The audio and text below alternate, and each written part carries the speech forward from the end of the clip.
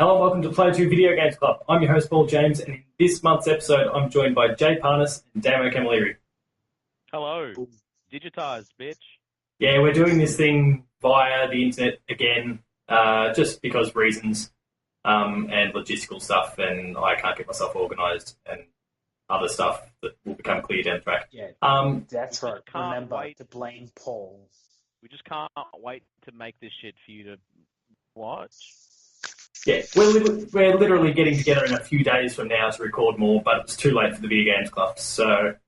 you're getting this, and right now you're seeing footage from the game we're playing. We're playing Pokemon Gold. We've been playing Pokemon Gold and Silver this month, and we're going to talk about them. So I guess we'll kick off with the simplest. How we always talk about them. Yes. We'll start off with the simplest question. How did the both of you first experience the game, and when? Damo. I got the game as soon as it came out. I believe I got Silver first because I thought the Gold one looked dumb. Oh, I don't know if I actually got it straight away. I'm pretty sure I got it pretty quick when it came out because, well, at that point everyone had level 100 Pokemon because, it's a rare candy cheat, but yeah. I love that cheat. Missing no, get it done. But then I mean you had the glitch that you could take advantage of in Gold and Silver as well, where you had your item in I think it was the 13th spot, and then that's the missing no one. You could drop an item, the duplication cheat, the Pokemon duplication cheat, where you pop that Pokemon in, go to save as it's transferring boxes, and done. Yeah, no, I didn't know about the clone. I thought that was But awesome. I guess it wouldn't have done me any help anyway because I was a shitty Pokemon trainer. I remember doing that in fucking like dark corners of the fucking lunch break with you and like with Paul and maybe like one other dude, and just fucking getting dirty business done of like infinite rare candies. Fucking making it happen. Yeah, and we deals. What are you buying? What are you selling? And we took advantage of it. One of my cousins, I think, managed to get their hands on Mew at some point. So then Yes, I remember that. Then we were cloning the shit out of it and passing it around between all the different copies of the game from there. So that was a good little one to take advantage of. I did not have a Game Boy. I never owned a Game Boy unit. The first Nintendo handheld I had was the DS. So I did not play this game properly for a significant portion until after its release. And how did you play that? Don't worry, it was in the past. Probably through a hacky emulator at some point, and obviously like a little bit of late to catch up. Yeah, look, it's one of those things. We all did it in the past, I'm sure, in different capacities. I certainly did it a fair bit with some Game Boy Advance games, including, I think, Pokemon Ruby and Sapphire way back. Dude, how annoying it is to fucking not have save states and trying to catch shit? Like, nah. Yeah, look, I'd agree with that. Gold and Silver was the worst. I don't know if you've got this as part of your questions, but fucking roaming legendaries that retain their fucking damage and shit and just run away every second turn, the fuck out of town. Yeah, that was... But at the same time, roaming legendaries, but you could duplicate the Master Ball. Yeah, whatever. Well... so you could still kind of rig it in your favour a little bit, but it was, yes, like that was part of the line of questioning, but we'll get to that shortly. So I guess Pokemon Gold and Silver in many different ways was kind of the kick-off point for a lot of features that we come to expect from Pokemon games these days, so including like the day and night cycle, breeding, shinies. What did we make of... types? Dark types, true. Yeah, there was types and those sort of things that were added at that point as well. What did we think about those features in their kind of, I guess, most basic form? Like, do they still hold up? Do we see... I mean, you guys are actually, far deeper down the well when it comes to modern Pokemon than I am. Have you heard of Pokemon Sun and Moon? I have played them, but not nearly enough. a large portion of the game, you could say, is based on the sun and moon, and therefore its day and night cycle. Well, yes, there's that. Yeah, I feel like that may have held up a little bit. Yeah, look, that was probably wasn't the main one I wanted to focus on. You actually rattled off a couple of those features there, but yeah, like I said, breeding kicked off there. Shinies was first introduced through Gen 2 in the form of, and obviously colour. Yeah, exactly. But that was, but that was, kind of a part of the tech. Yellow wasn't color, was it? No, not quite. Pikachu Yellow was like a yellow's colour. Yeah, Yellow was absolutely because Pikachu was in yellow. Oh, it was the Pokemon edition. Yeah, the Game Boy Color had the Pokemon edition. Yeah. I feel like it may have been usable on a non-color. Yes, it was. Yeah. So it was like a Legend of Zelda style thing. Yeah. Exactly. Yes. So what do we make of the breeding? I guess in its most basic form. What do we make of the shinies? What do we make of those steel types and like how they all kind of worked within that space of the time? Damn it, breeding pissed me off back then. Oh, really? How so? Because I was a shitty trainer. I told you this. Like at the beginning of the game, like you're not going to breed freaking Hoots to get a better Hoot. Like there was no point. Like catching a male and a female Pokemon. The only Pokemon that you thought, hey, I know a male and female that I have lying around, and that was a Nidoran and a Nidorina. Like, and they don't breed. They just get along with each other. Sure. And back then, get a Ditto involved though, and then you can start making some babies. I never found a Ditto in. Really? Didn't just. Or did you just trade it over? When it came to gold and silver, like I didn't have unlimited Master Balls like I did in Red and Blue, so I just didn't go around going, "Oh look, a Pokemon I want capture. Oh look, a Pokemon I need to level up." Rare candies. I have the answer for you. So I had a Cyndaquil that got me through the entire game, every gym. I used nothing else. I just leveled the shit out of him. One Pokemon, and then I would just capture stronger Pokemon and have them in my team just in case he fainted. He even took out the entire Elite Four. Like that was it. I'm a shit Pokemon. So breeding pissed me off because I'm a terrible trainer. Or you were then. Yeah, I was going to say the incentive with the incentive with the meta game has kind of improved as the years have gone on. So you've got more info. It's forced your hand to learn more about it and kind of use that system more effectively in the years since.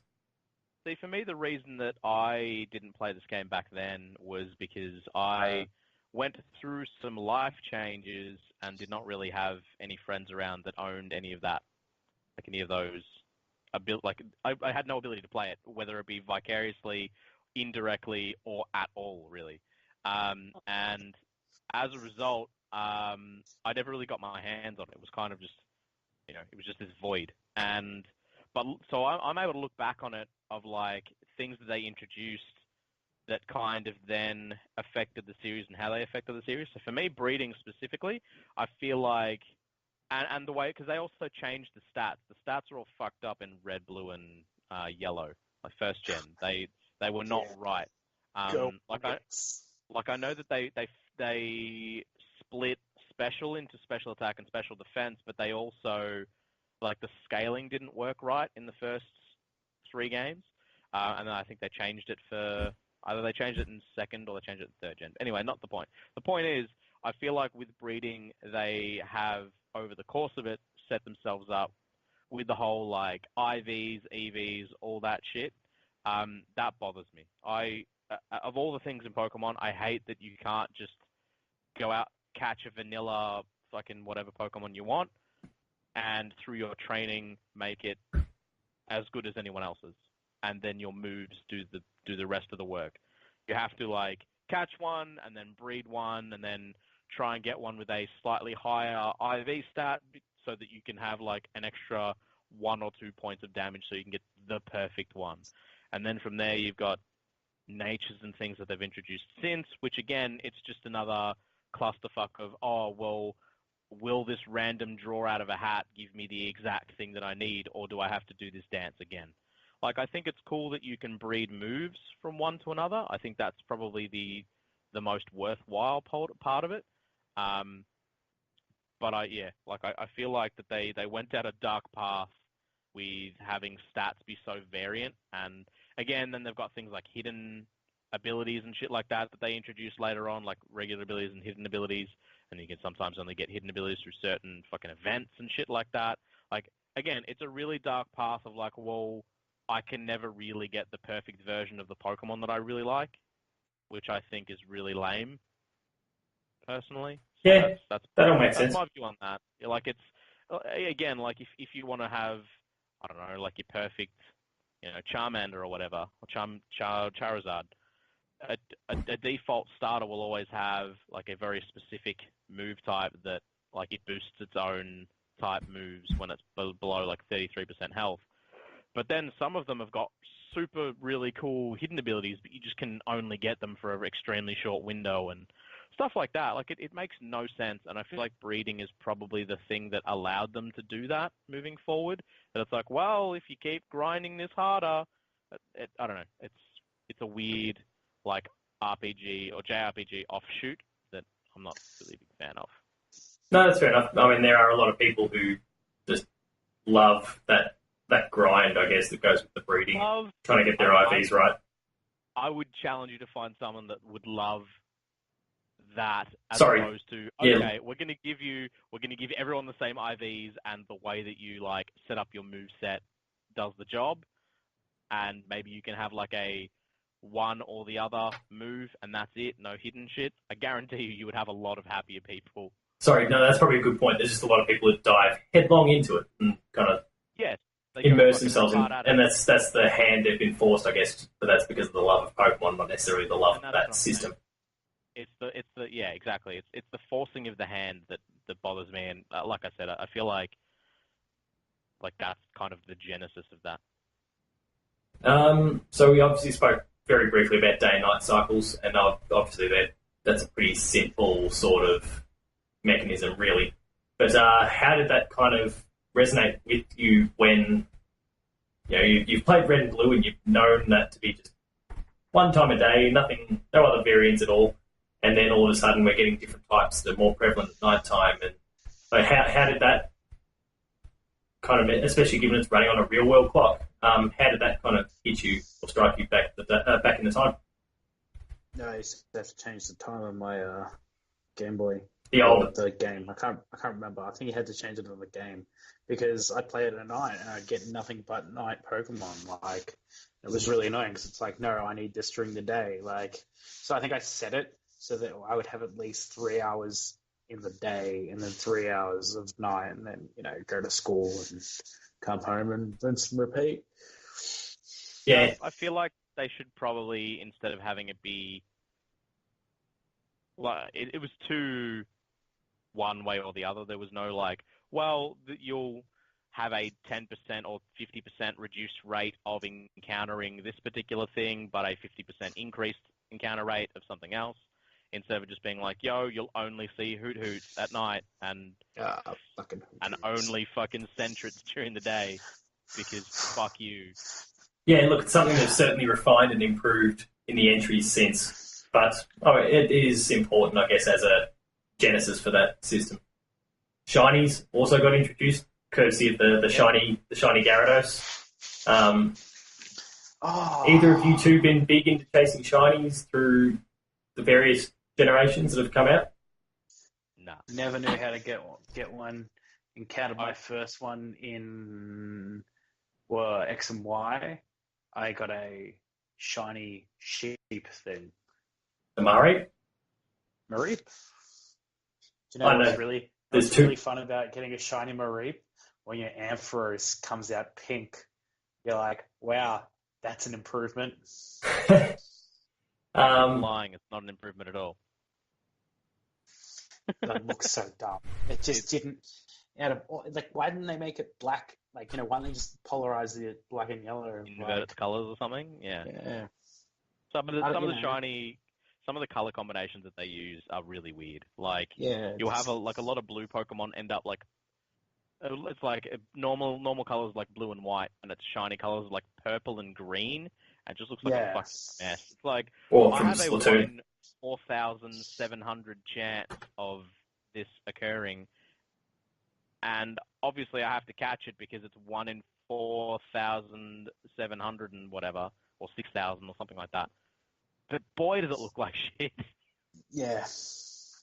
It's It's not something that Still, it's kind of created another meta game within the whole thing. People want to chase their shinies. Market for, it's the same as any card game. Like, there's some people that go out and get complete foil decks. It's like, dude, you're paying double the price for that. It's like, yeah, I know, but like everything in this is. They want the best. They want the variant.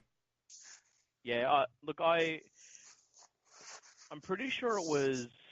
I don't know if it was X and Y or Diamond and Pearl, but I know that there was some stuff that you could do in some of those games where you could like customize, like how Pokemon come out of their Pokeballs and shit like that. You could put little like decorative things in your Pokeball that would affect that, and, like different things like that where you can actually personally customize it. I think is way more engaging than basically any of the like lotto systems that they've got of, if you do this, you'll get a Pikachu on a surfboard, or if you do this, you'll get a like fucking puce and brown fucking Clefairy or whatever. Like instead of it being its regular color, you know what I mean? Like actually Clefairy's kind of shit pink anyway, but that's not the point. The point is that you'll get like half the off colors are terrible, and it's like, oh cool, look what you got. Instead, you could just take it to a place and pick a color palette that would be way more engaging. Like if you could have a like pitch black and blood red Pikachu, you'd be like, this is the dopest shit ever. Come at me, bro. No, I do understand that logic around it. I mean, look, I've kind of dropped in and out with the core Pokemon games, but we all know based on patched episodes that I kind of fell down the Pokemon Go well.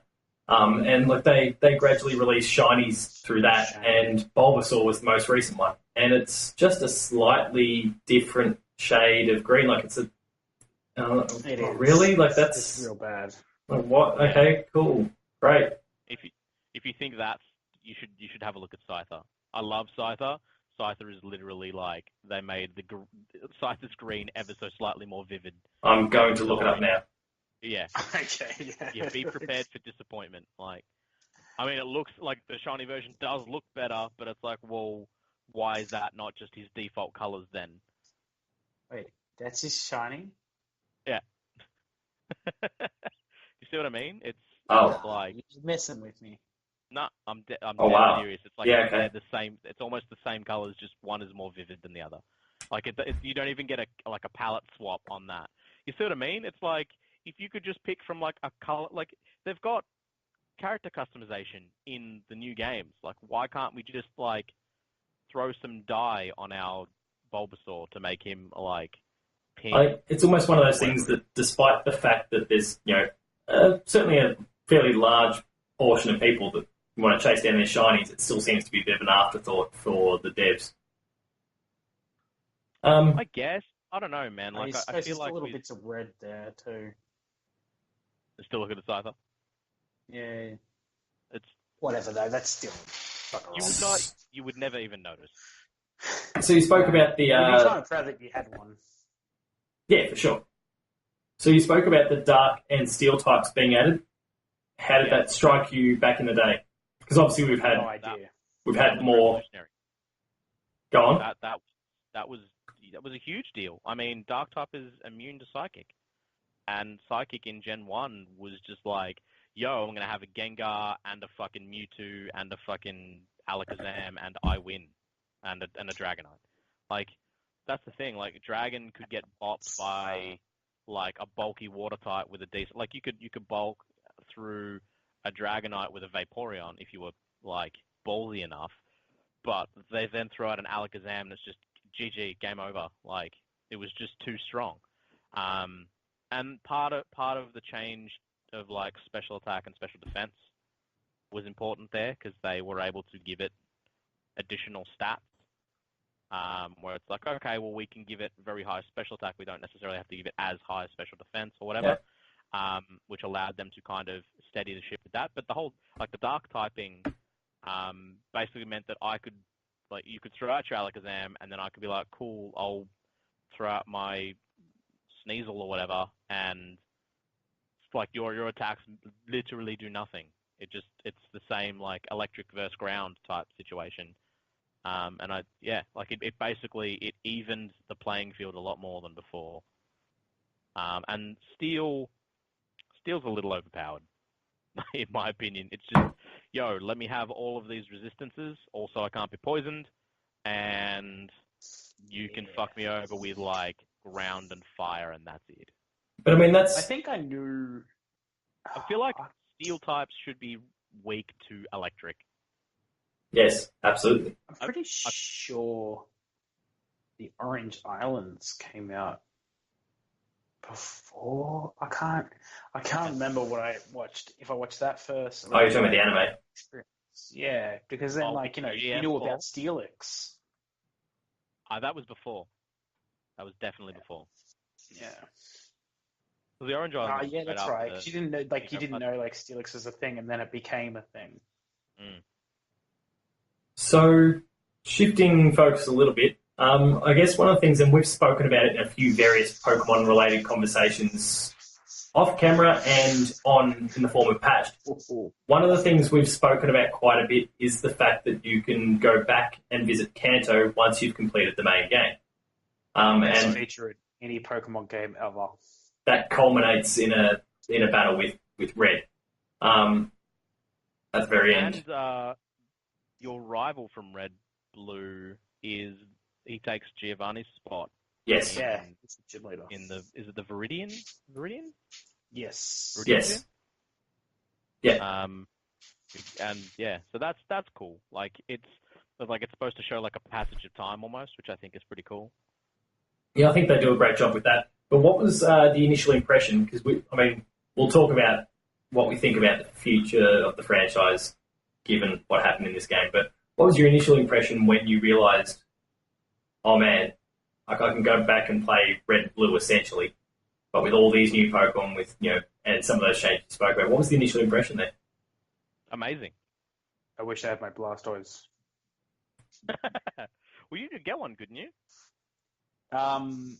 You could trade because I had like an old Game Boy and I had a Game Boy Color, so like I traded, but you weren't allowed to have any of the new Pokemon because you were trading for an old version, so there was no backwards compatibility. So you had to empty out your party. So I captured like a shitload of Rattatas and I just sent them all to my Pokemon Blue, and then sent all my beautiful, strong level 100 bastards over, and I was like, hello, Gengar. Hello, Dragonite. Oh, hello, Blastoise. And I absolutely demolished Kanto. It was the best feeling ever.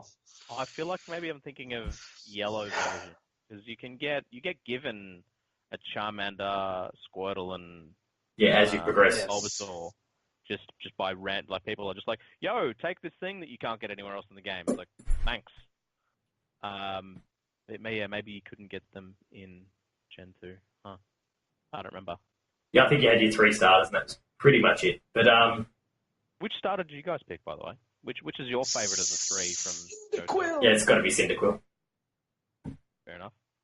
I mean, Totodile's pretty awesome. Yeah, I started my gold playthrough with the Totodile, and that was cool, but I wasn't a fan of Feral Gator or whatever it's called. Yeah. Alligator. Yep. And then... No Megamian fan? Yeah, pardon. No, like, fully evolved Bayleaf? Nobody? Oh, Meganium. Or Meganium. That's the thing I said. Yeah. That started for Chikorita. Yeah, that's the one that comes from Chikorita. Yeah. I don't mind Meganium, actually. But embarrassment. Yeah, don't mind Meganium, but it's, Cyndaquil all the way, and Typhlosion. See, for me, back then, like, using their stats from back then before they'd kind of done the split that they do in 4th gen, where they make some attacks physical, some attacks special, based on what the attack's doing. Back then, I was all about having a fucking Houndoom, because Houndoom is, like, a Satan dog, which I'm all about. I'm about that. Yeah, I think back then we were a bit more caught up in what the Pokemon were and like the cool factor. in some I regards. still am. No, I mean, and there's certainly an element of that, but I've certainly listened to a lot of you, the both of you talking about various Pokemon coming up, and it's more more of the conversation is about the stats and what they can do potentially in the competitive space and those sorts, and their move sets versus like a lot of what we just spoke about there. We went for Cyndaquil because and it was because for me it was because I love fire types. I thought it was awesome. I'm still primary school at that point, give or take. Yes. And as a primary school kid, I'm all like, volcanoes, they're awesome. So just fiery things were. You're like, wow, volcanoes are even better. They are still awesome. And therefore why I still typically gravitate towards the fire types. Except for Rowlet. Rowlet was awesome. His little flying owl, little grass type owl from Sun and Moon. Yeah. I don't know. The fire type from Sun and Moon is pretty dope. He's like a wrestling heel. Yeah, there's certainly nothing bad about him either. Rowlet just made an impression that time around, but it was more. Yeah, and for me, for the most part of this, because I'm not super deep into the competitive side, for me it is still all about the cool factor. When it comes to trying to progress through the core story or the core game, you don't need the moves and all those sorts of things. Like you can just brute force your way through it. It's true. Yeah, you can. I prefer to go half-half and be like, cool, can I make these Pokemon that I like just bust everyone's fucking scrotum the whole way through the game? Oh yeah, there's that. Like if I like those ones, then I'll look to try and do that stuff. But if it's something that doesn't interest me, but I hear that it could have all this incredible potential, I don't really care because it doesn't, I don't know, tickle my fancy, the Pokemon itself. Don't tickle your pickle. That's the one. I would like to say that with the whole Kanto Johto thing, it is a real huge surprise that even on the 3DS they still can't have multiple regions for whatever reason. Don't know. Why is it that they can do that on the Game Boy Color and not, Yeah, I have no idea. Let's believe in the Switch. Caught wind of this. I legitimately just caught. Oh, don't do that to me. We have to put our faith in the Switch. Can you imagine? Just for 1 second, they ask you what region you want to start in. Like it's like, are you a boy or a girl? It's like, well, clearly that's a sexist question. I identify as an Apache helicopter. Thank you. And then it's like, okay, cool. Move on. Next question then. Where are you from? And it's like, clearly I am from Kanto, you piece of shit. But that's besides the point. Yeah, but the choice would be huge. Then they would not be allowed. They wouldn't be able to. Because I don't think all of the regions are balanced with each other. I feel like some regions have got a better spread of good Pokemon compared to others. Like fucking half of the Johto Pokemon are rubbish. Fucking Ledian, like Ariados, fucking Sunkern. Like get the fuck out of town. No, I do agree with that, but also I would imagine in time you would be able to go across to each of those other regions, so it wouldn't matter. But the point is, I mean, they're not going to let you play an eighth of the game. But that means that you wouldn't really be able to play online until you've finished the story campaign and have got to all of them, because that would mean that Pokebank would open up within the month. Yeah, but my point is that like either it means that everyone's going to start in whether it be Kanto or Sinnoh or whatever, whichever one has the best like spread. Like no one's going to play online until after they've got access to all of them, because otherwise, someone's going to be like, well, I'm playing on Johto and I don't get anything good for decades from now, so why would I bother playing online? You know what I mean? There's like should have known better. I get access to the train. Yeah, exactly. Until I get access to the train, I've got these fucking wobbly trees in my path and fuck my life and all that sort of shit. So, yeah, I don't like that's the problem that I think is there with just giving people access to all of them, is that if you then want to start a new one and then they make another 150 dumb shit Pokemon like Ice Cream and Doorknob and trash pile. I think they've done all three of those, and expect to see Garbodor crossing your screens around about now. Taking the timestamp. They're the worst. Anyway, besides... I turned my camera off, by the way, so that's why I'm all good. I've got... Yeah, no, I'm just on the old Baldypedia. There is one actual, very quickly while you're looking that up, Damo. There is one thing I'd like to mention as a really annoying thing that they introduced. I know for like the whole metagame, it's probably good to give it, a bit of. It's just not how I like to play. But they also introduced moves like spikes and rapid spin. So like entry hazards and shit like that, like real defensive tactics that they brought into the game that doesn't really work if you're playing it just against the game itself, but when you're playing against other people, being able to like set up entry hazards and then tank your way through and force them to like switch into death. I'm not a big fan of that personally because I feel like it's irritating to play against, and it doesn't really like it's not the manly men fighting with their strength all the way to the finish that Pokemon Red and Blue was, but by the same token, I get why it's important. I figured it should just be at least a point that that's where they started that trend that they continued over time. So I feel like we need to at least briefly talk about it. Whitney and her Miltank with rollout. How much did you hate it? Because that was about the third or fourth gym, and the general consensus was the general consensus. If you kind of played the game at a normal pace and you weren't trading Pokemon in from other games, and you just kind of played it the way it was initially intended, is that was seriously OP and would break hard because rollout would just steamroll you if you weren't careful, or if you hadn't, called substitute and minimize. Well, yeah, you could. No, it was a pain But in the at that point, did you have level 20 those? Substitute and minimize, maybe.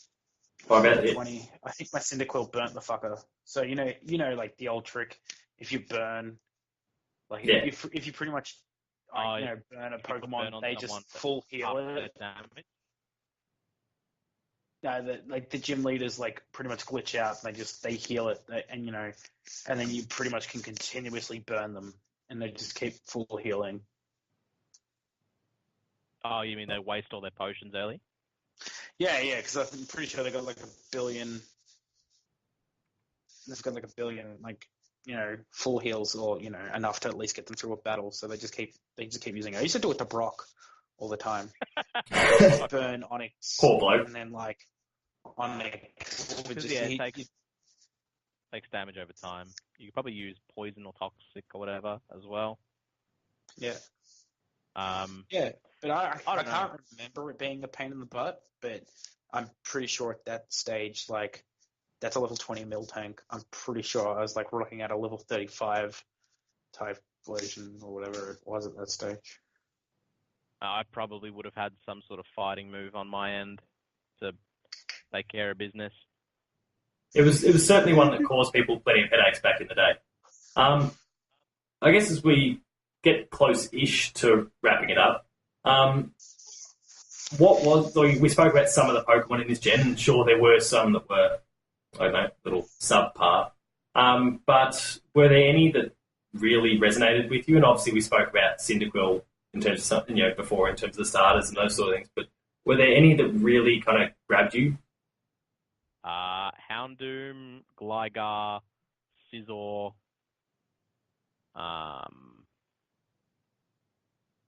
Lantern. Not that it's a very good poke, but it's it's an electric fucking, what's it called, fish? Anglerfish. It's cool. It's cool looking. Damo? Have any that really that really grabbed you? Electric water type, dude. Any of the legendaries? I think... Oh, Raikou? Yeah. Good. Fucking electric types, dude. They're always dope. I was a bit of an NT fan. Entei? Oh, glad we both went there. Big fan. Big fan. Yeah. Yeah, Tentacle. Oh, Tyranitar. I was stop mentioning things. I almost had it, and now it's gone again. You thing. I did enjoy Pichu being a thing. I thought that was really Oh cool. yeah, the pre-evolutions. That's where they started. Like Elekid and Magby. Magby. Sizzle got me like a bitch. I thought Hitmontop, that was- anyone? Yeah, I didn't mind him on top. Tyro. Umbreon, obviously one of my favorite Pokemon of all time. Umbreon and Espeon's pretty good. And Kingdra. Kingdra was like, what? They Um, finally gave it the dragon type, isn't it? either of the rare birds, or I guess, did either of the rare birds tickle your fancy at all? Well, Ho-Oh, or whatever it's called, looked like a douche. But Lugia was cool. Yeah, I was a silver guy. I made my decision based on the Pokemon on the box, and I was immediately taken by Lugia, so that's the direction I went. But I recognise that Ho-Oh is a bit of a badass. I honestly don't like the look of Lugia. Again, remember I'm coming back to this later on, so I've still got the like childhood. I don't think that looks cool, therefore fuck you, even though I know it's the better of the two. Yeah. Its wings look like hands, and that freaks me out. Well, not freak me out, Yeah. but it's a weird, like, I don't know. It'd be like if I tried to fly. You know what I mean? Like, Have you ever tried? Hands. Well, look, I've had some wild parties at the time, but let's not go there. My point is, hands do not equal wings. Therefore, what is going on there? That being said, like I like the idea of a rainbow phoenix. That's pretty cool, but yeah, it doesn't look as cool as its concept. I guess it's probably a very very Japanese thing.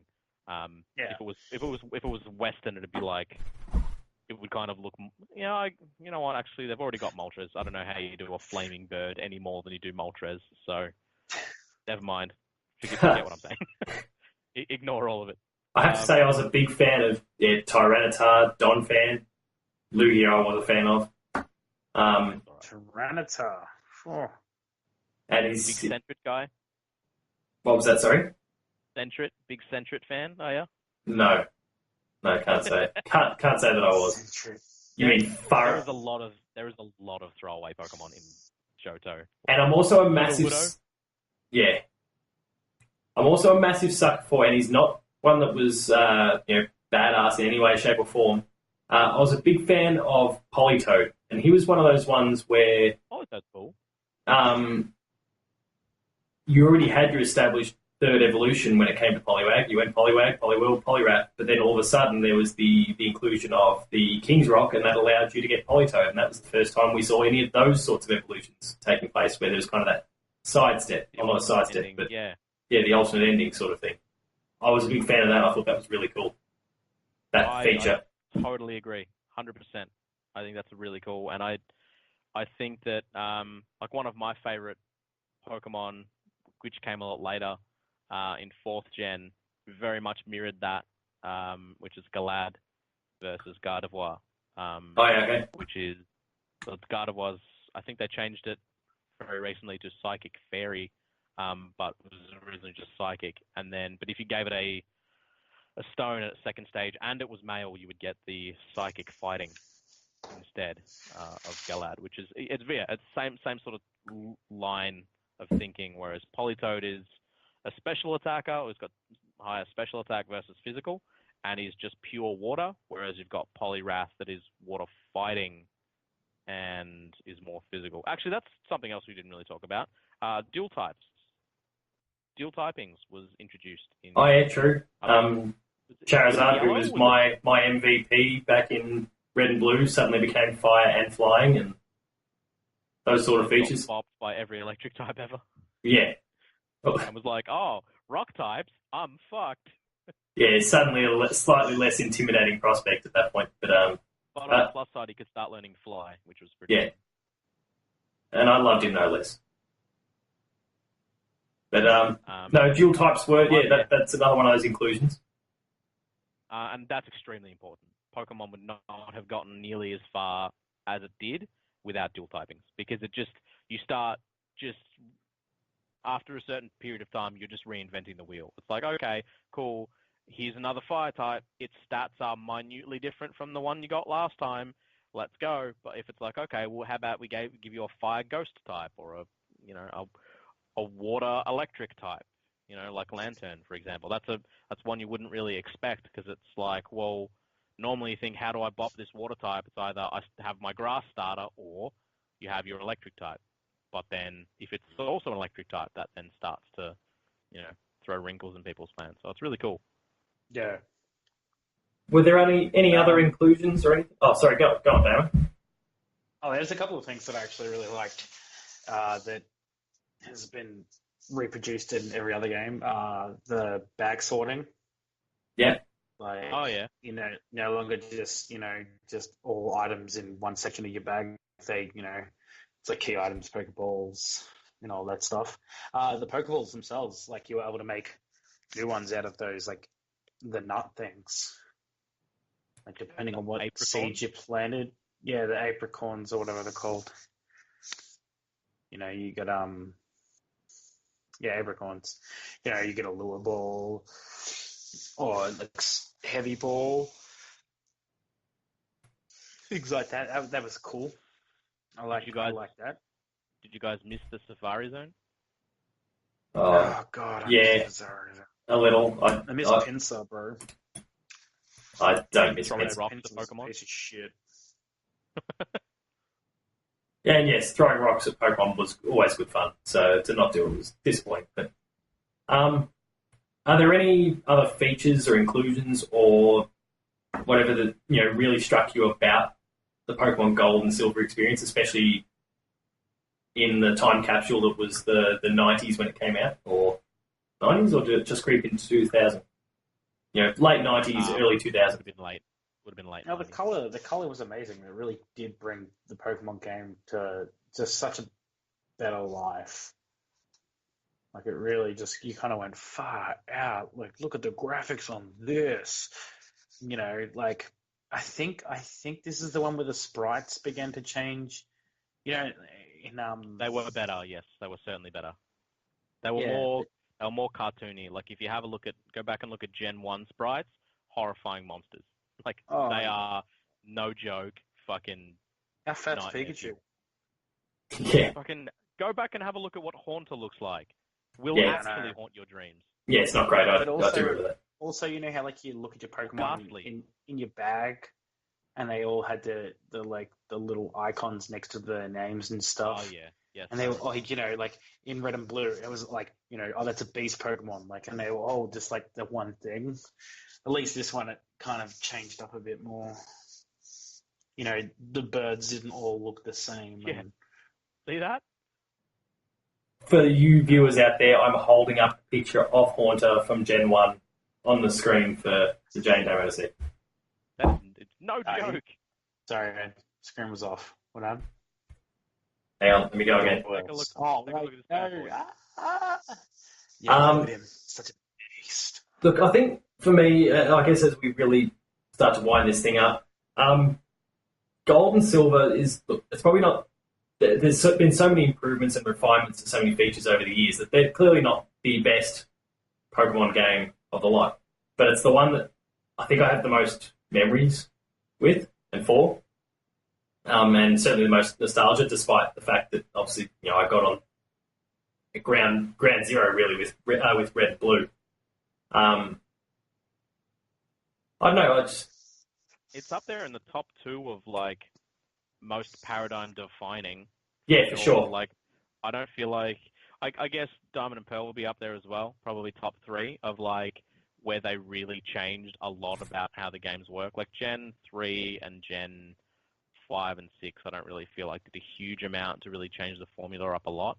But adding the types that they added, the day-night cycle, basically all the things we've talked about in Gold and Silver, and then in Diamond and Pearl they changed how moves are associated with physical versus special, and there was a lot of like additional third stage evolutions like Magmortar and Electivire and stuff like that.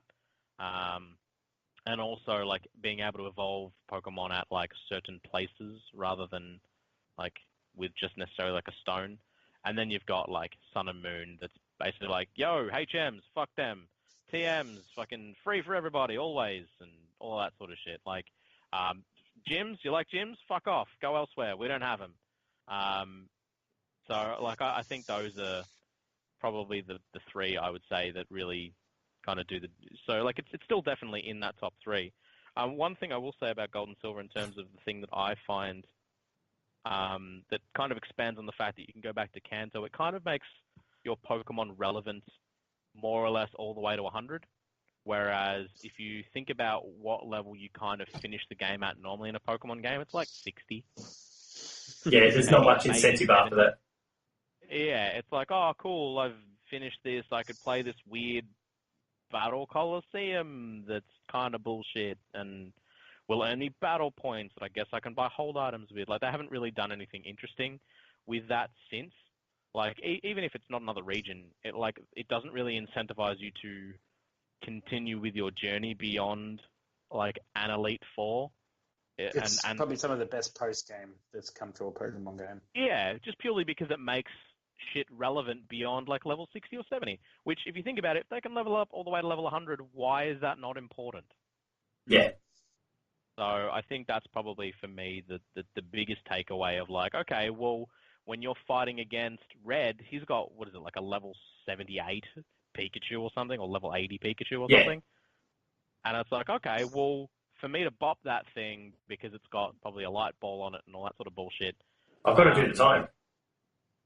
Yeah, you've got to be, like, you're them because they would do dodgy bullshit of like, hey, I've got perfect IVs and stats. So you have to be specifically a few levels higher than me for this to actually work out for you. And I feel like that really, it continues the journey instead of like, cool, game's over, here's your post-game content, do it, don't do it, whatever. Whereas it's just like, okay, cool, the main part of your journey is over, but here's an extra journey for you. I feel like it makes it more relevant. No, I'd agree with that. Any closing thoughts there, Damo? It was a grass game. They should fucking do that in-game content again. Yes. Yeah. Yeah, it was. They obviously took whatever was great, and they kicked it up a notch. I never did the rare Pokemon hunting in this though. I never hunted down the dogs and stuff like that, and I'm kind of really sad I never did. This game had a lot to offer.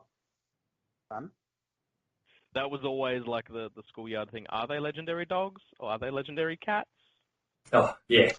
The legendary things. Beast. Yeah, I mean, the Elite Four was cool this time. The Pokemon gyms were pretty cool. It was good to change them up. Like, the fact that there was a bug gym was pretty interesting. And a ghost gym. Like, even a fighting gym. Like, that was cool because, like, last time in Red and Blue, you kind of had just that dojo. Yeah.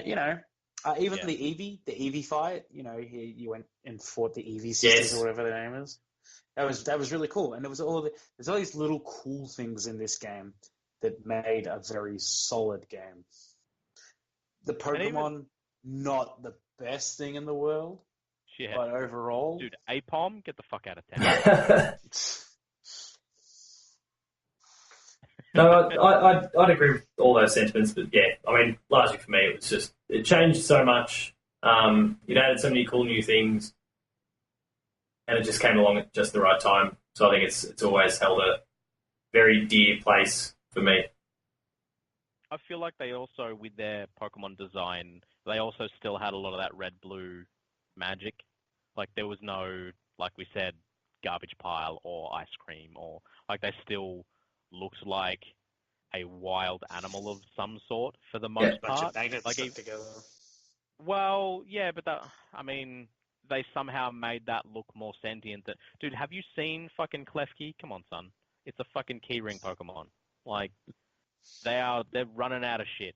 I'll give him some credit. Not that we want to dive into it too deeply, but I feel like the last couple of generations they've started to course correct a little bit in that space. Like I've burnt out. It's fairly common knowledge that I walked off between Gen 4 and 5 because I was just not inspired by the Pokemon they were putting out there. And then when I saw, the Pokemon X and Y creatures and then again, and like I jumped right into that, and I was pretty happy with what I saw for Sun and Moon, and it was just a case of time in the end that got me when it came to that. But I feel like they're back on the right track when it comes to their creature design these days. Oh, for sure. Maybe, for sure. yeah. There's probably a few exceptions to the rule, but for the most part, yeah, I agree. There was definitely some dark times that followed, like Gen 3, I guess. There was some just weird shit in there, but I feel like they were still on their vintage period. For sure. Like again, like Scizor, Houndoom, Politoed, like all of those ones. Even Miltank is a pretty decent way to make a cow Pokemon, considering that you've also got Taurus. So, like, I think they did them justice to a degree.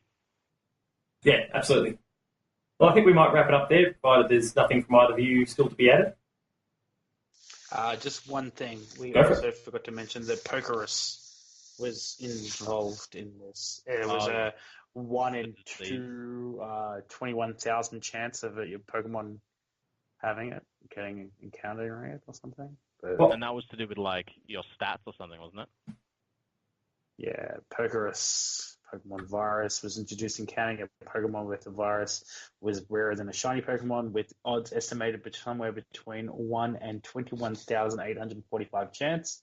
Pokerus doubles the special experience, a concept, effort values, in other words. Yeah. So, yeah. It gives it double. Yeah. And that's, yeah. More grindy. But that's it. Stuff. That's it. It's a great game. I think if you haven't played it, you should definitely go back and play it on any way that you can. Probably not the Sun and the whatever it was called, the remakes. Heart Gold. Heart Gold and Soul Silver. Well, I mean, if you want to play it, you can play it courtesy of the 3DS's Virtual Console right now. So maybe that's the original ones, man? the original version. Yeah. And obviously there was the we also forgot to talk about Crystal Poker Gear and how that kind of came along, and they used that for a long time, to the point that they've now effectively integrated all that shit in the Pokedex, basically. But where it was like, you could challenge people and have them challenge you, and get phone calls from your mum where she's putting $50 in your account, stuff like that. Like they used that for quite a few generations after. So that's another thing I guess they instituted that they kept for quite a while. The game that just keeps on giving. That's the Fiery Zone. You got the bug catching contest, which was fine. Yeah, true. Out of that. Yeah, I was never a big fan of that. Did you catch the Butterfree? Scyther, bros. Scyther. 10 times out of 10. Yeah, that's true. So we'll wrap things up there. So that has been another episode of the Player 2 Video Games Club. If you've enjoyed it, make sure to like, share, and subscribe. All those buttons are down below. That'll allow you to get access to weekly episodes of Patch, the Video Games Club, The Insider, Player 2 Plays, trailers, and a whole bunch more. Hit the notification button so that you're alerted to any new video that pops. If you like written content, make sure to go and visit the website, player2.net.au, where you can find reviews, previews, opinion pieces, news, features, the Player 2 Writers Draft, and a whole lot more contributed by some of the best talent in Australia and myself. If you're a real fan of what we do, please make sure to consider becoming a patron. This is the first Video Games Club or Patch episode where we've spoken about this. Player 2 is now on Patreon, so please consider chipping in maybe a couple $1 to help the dream come true. We're already well on our way, and there are some cool perks there for you should you chip in. Who's your number one Patreon, Paul? Who's your number one Patreon? Sorry, as in the patron that is my favourite. Yeah. We've got some cool donors that are chipping in, I think, at the $20 tier. So thank you to both Dylan Blight and Aiden Hines that are our two $20 patrons. You're doing some awesome stuff. I'm sure there was some kind of super lady that brought you into the world. Well, yes, my mum has chipped in a $5. What a champ. It's awesome. With James, you are the best. With your contribution, we can make a Garbador button on the website that will take you straight to LeakSpin. So please consider becoming a patron. There are plenty of cool things there. Those two that chipped in at the $20 tier have got themselves access to the Player 2 podcast each month. So they'll be joining us in the near future. You might be able to do the same. For ongoing updates, you can find me at PaulJamesP2. Damo, you're at Tacos Talks. Jay, you don't use Twitter. I'll probably be playing Overwatch. So maybe you can find him on the PSN or Xbox or just PC or any platform out there. And the website at Player2AU. So until next week, where we're back with an all-new episode of Patched. Thanks very much for watching. Thanks, guys, for joining me. We'll see you later. APOM.